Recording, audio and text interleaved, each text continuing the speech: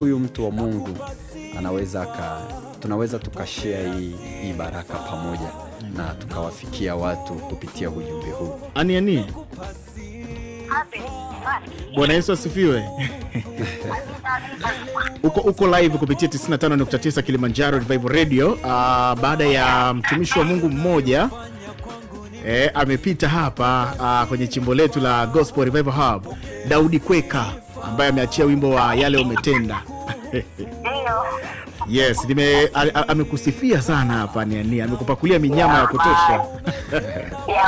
Ndugu wangu, Mungu amsaidie. Mwambie sifa zisizo nyingi zile kidogo ili Mungu Ani bana, umekuwa baraka sana kwake na alikuwa anakukubali kabla hata hajapata nafasi ya kufanya huduma na wewe. Kwanza hongera kwa kumpokea bana na kufanya naye huduma hii. Nashukuru tena, nimefurahi kwamba ameniamini kwamba naweza kufanya kitu ya. Kwa hiyo Mungu ambariki na sikuwa ashike mbali, Mungu amwinue mtu wangu kikubwa. Amen.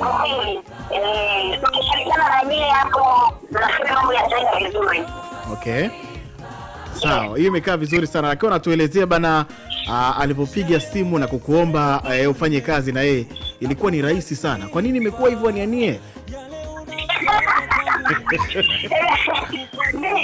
Mimi inakuwa ni ajabu sana. Mimi kuwaifanya wote kama wanda nakuwa rahisi.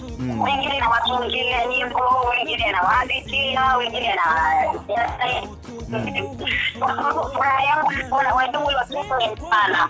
Na furaha yangu ni kuona pia tukiwa na kizazi ambacho kimeelewa kinafanya nini.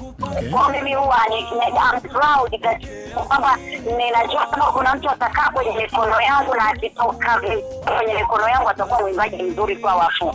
Kwa hivyo Daudi Kweka ni mmoja wapo ya waimbaji TMCC, lakini ni mmoja wapo ya waimbaji naye. Ukimshauri kufanya hizo, kifanya hivi, fanya hivyo utatoboa. Ni mtu anaelekea tofauti na